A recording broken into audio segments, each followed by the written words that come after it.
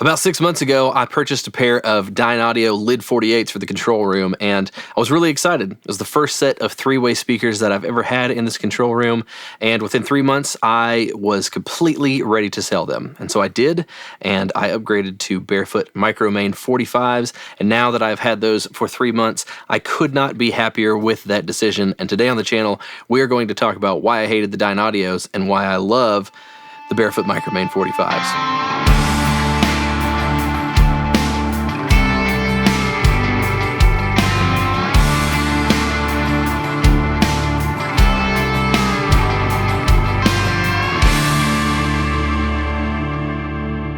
All right, so I want to say a couple of things before we get started in this video. First of all, I'm not trying to disparage any company. I know that Dyne Audio makes a great product, and a lot of people are really, really happy with them. And I think the overarching theme of this when we're comparing what I had to what I have now should just be that they weren't for me. They could totally be for you, and they could totally work for you, and you could love them. You could even already have them, and you'd be really happy with them. But they didn't work for me, and that's the main reason why I decided to upgrade. Also, before we go any further, if you would just like, subscribe, comment, do all those things. It really helps us to grow the channel and know that you're interested in the content that we're making, and it lets us, it encourages us, it makes us happy, and it makes us want to keep making more videos, which I guess is sort of an important thing to do. If you're gonna have a YouTube channel, you gotta keep making videos. All right, so let's talk about speakers. The biggest thing that I think that I would say about the Dyne Audios for me is that I couldn't really put my finger on this at first. I was really excited to get three-ways, and it could be partly the room. They just didn't work in here, but when I started working on them, I was having a hard time adjusting to them and getting used to what my mixes sounded like on those speakers. I was doing lots of car tests. Things were not coming out the same as they were before, and I had been on Scepter S8s for years, and S6s before that for 3 or 4 years. So I'd been a Persona Scepter two-way coaxial speaker user for a long time, and adjusting to the three-ways was just really, really hard. I had a hard time judging where the low end was when it was sitting right. I also just had a really hard time with getting worn out. Like on long tracking days, man, the Dyne Audios would just wear me out. And I can remember having a lot of times where I was just like sticking my fingers into my ears for a few minutes just to like get rid of everything that I was hearing so that I could kind of put my fingers out and hear something fresh. And I was, at that time, I had the NS10s on the console too, and I was switching back and forth between them a lot. They were just a very tiring speaker to listen to. And so after about 3 months of that, I just was finally like, man, I don't know. I just don't know if these are the right speaker for me. And so I started looking at other speakers. I looked at some Focals. I thought about getting a set of Amphions. And my friend Nate actually bought a pair of the Footprint 01s. That's the model that's like $39.99. And he was telling me that he was just really, really happy with his experience with the Barefoot. He really liked the meme mode, which is the remote control that lets you switch between 4 different settings on the speaker, and they're kind of like, you have the Barefoot flat mode, but then you have like a hi-fi, and you've got an old school, which is like an NS10, and you've got cube, which is like a mixed cube. And so the software and DSP inside the speaker will emulate different speaker setups. And so it's a really good way to keep, using the same speaker, but then to sort of do the NS10 thing where you flip over to another set of speakers and it kind of like wakes your ears up and you start paying attention to different things in your mix. And so that was very intriguing to me, to be able to have a set of speakers that I could do that on, even though we already had NS10s here, but just the added benefit of the hi-fi mode, which is going to emulate like a car stereo or a home theater system with a lot of bass and kind of that smiley face EQ curve. And then also, I've never had a set of mixed cubes, and so the cube mode was intriguing to me. And Nate seemed really, really genuinely happy with his. And so I was just starting a record, and I was also getting ready to dive into new production on 8 songs with my good friend Curtis, who you've seen on the channel before. And I had the Dyne Audios for sale, and I had some money coming in from Curtis, and so I decided, you know what? I want no obstacles between me and being able to get the best quality recordings, capture the best sounds that I can hear, and I feel like this is an important decision, is to have the best possible speakers here, and so I actually pulled the trigger and decided to go ahead and grab the Micromain 45's. I felt like in this size control room and what I was wanting to get out of the speakers, I didn't feel like that I was ready to pull the trigger on a $12,000 set of Micromain 27s or 26s, whatever the big boys that you see on all the consoles. And I also wanted something that was just a little bit beefier than the Footprint 01s or Footprint 02s.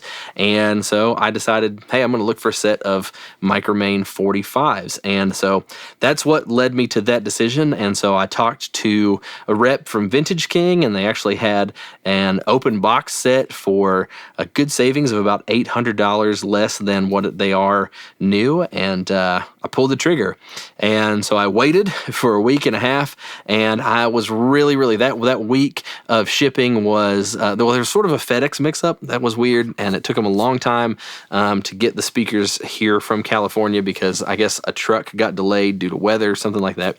And so it was like a week and a half for the speakers to get here from the time that I ordered them until they actually arrived. And what really sucked so hard was that actually one speaker came on a Friday, and then the next speaker didn't come until a Tuesday. And so I just had this one speaker just sitting in the studio hallway that I couldn't use. And so that was really frustrating, but I sort of waited with bated breath and was kind of like, man, this is either the best decision, I'm going to really love this, or I'm going to be so mad at myself for spending this much money. And of course I could have returned them to Vintage King, swapped it out for something else, but I really wasn't looking forward to that process if I wasn't immediately just happy with the Barefoots. I really did not want to have to, just keep trying different speakers and sending back. That sounded like just something that was very arduous and just not at all what I wanted to get into. And so finally set them up on the console, meter bridge, plugged everything in, got the meme remote all set up, and was so happy. I mean, just day one of having them, I just listened to a ton of music, listened to music loud, listened to music really quiet, and that's like the first thing that I was like, man, I'm so glad that I made this decision, because number one, the Barefoots, when you turn them down, you can still hear the low end and the high end so clearly. I don't know how they do that. It seems like voodoo magic. And also just the soundstage, like listening at different spots in the room. Our outboard rack is over here off to the left of it's on my right in this video, but when you're facing the console, it's off to your left. And, to go and tweak outboard gear, the soundstage is just very wide in a really good way. And it's just like everywhere in the room, you hear things really clearly. It used to be with the Dynaudios, you get to the back wall and it just seemed like that the bass was just so overwhelming. And people sitting on the back couch that's behind the camera would just talk about, oh man, the low end is really loud in this right now. It's so much more even. And so I don't know, I'm not an acoustician. I don't know enough about acoustics to talk about in any way that sounds intelligent, what the difference is between two different speakers in a set of room, and why why the low end seems so much more pleasing all throughout the room in the Barefoots, but it just does. The other thing is that, like I was saying earlier, there was a lot of days where it was a long day, and within 2, 3, 4 hours, your ears were just tired, and it was just like you made bad decisions the rest of the day on the Dynaudios. With the Barefoots, I can mix at lower volumes. I can record at lower volumes. I find myself reaching for the monitor controller far less than I used to. It just kind of stays put all day long because you just don't struggle to hear things. I think that my rough mixes sound better than they ever have.